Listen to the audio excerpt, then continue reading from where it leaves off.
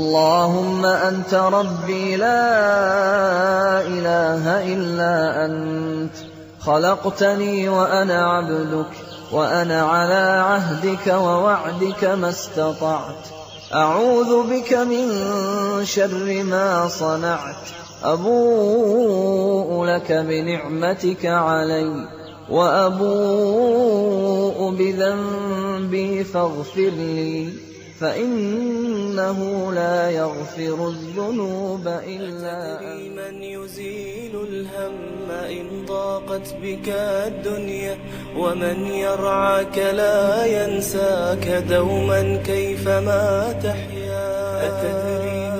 الأمان الأول وجوده عليه الصلاة والسلام، والأمان الثاني استغفار. وما كان الله ليعذبهم وأنت فيهم، وما كان الله معذبهم وهم يستغفرون. ومن يرعاك لا ينساك دوما كيفما.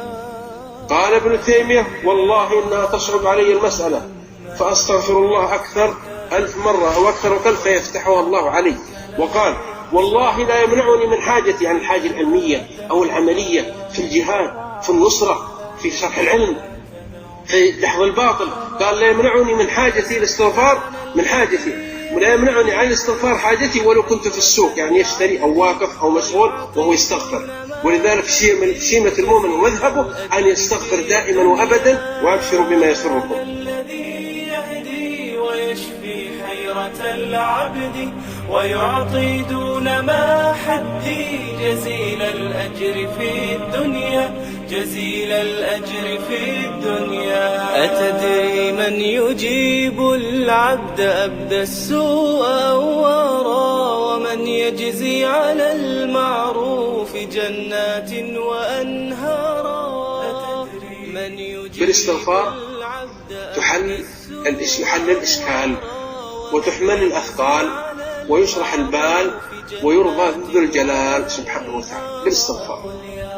قال علي، وقد ذكر هذا صاحب الإحياء ينقل عن غيره: عجبت لكم عندكم الداء والدواء، ضعوا دواءكم على دائكم. قالوا: ما هو؟ قال: داؤكم الذنوب ودواءكم الاستغفار. هذا الدنيا من يزيل الهم إن ضاقت بك الدنيا، ومن يرعاك لا ينساك دوما كيفما تحيا. أتدري من هدى الإنسان بالإحسان يوصيه، ولا يرضى له العصيان.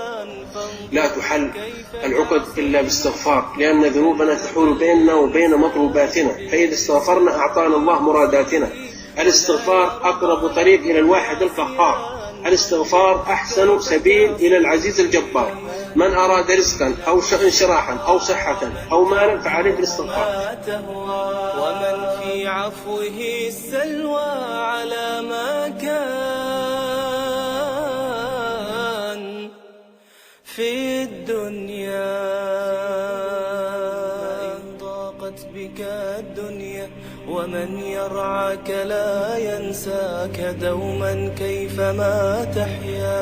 أتدري من يزيل الهم إن ضاقت بك الدنيا، ومن يرعاك لا ينساك. قال جعفر الصادق: لو نزلت صاعقة من السماء ما أصابت مستغفر.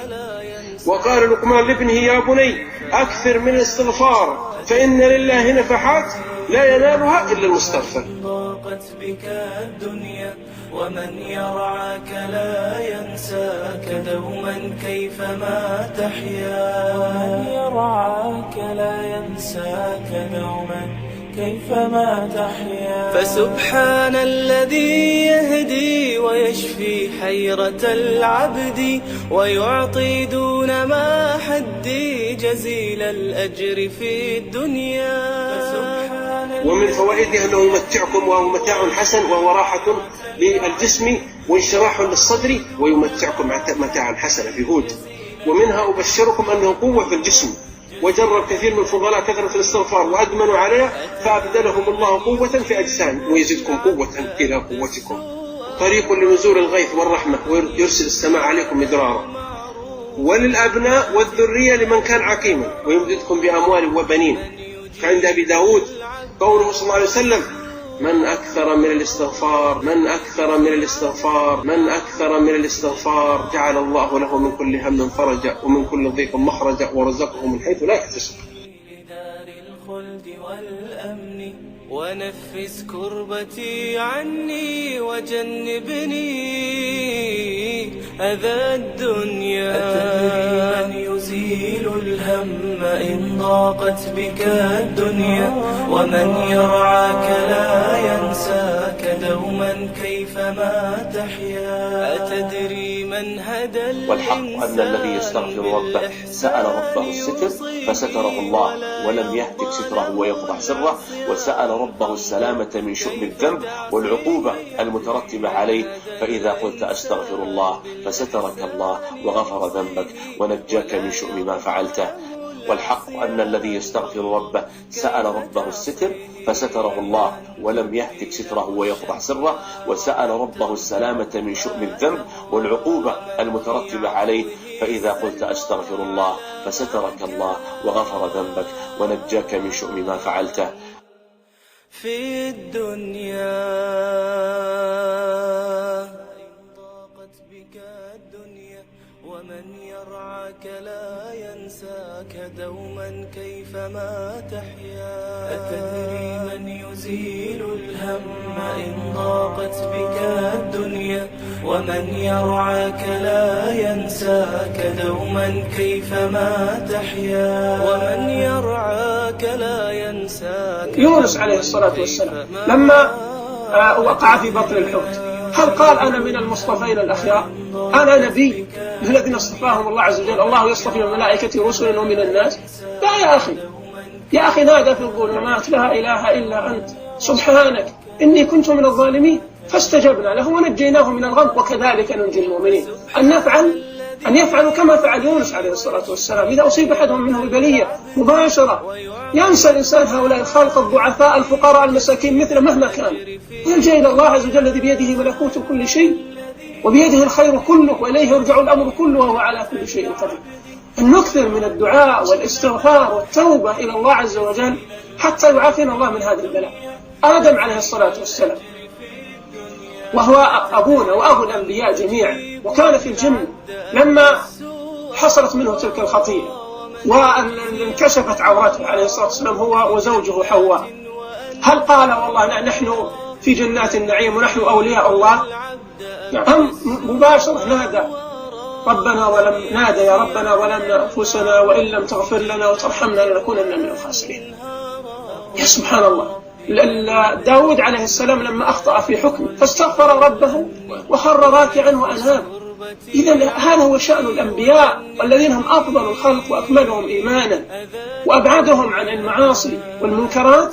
مع ذلك إذا وقع أحد منهم ببلاء يعرف أنه من أعظم ما ينجي من هذا البلاء أن يكثر من اللهج في التوبة والاستغفار واللجوء إلى الله وأن يصحح علاقته بالله. من هدى الإنسان بالإحسان يوصيه ولا يرضى له العصيان فانظر كيف تعصيه.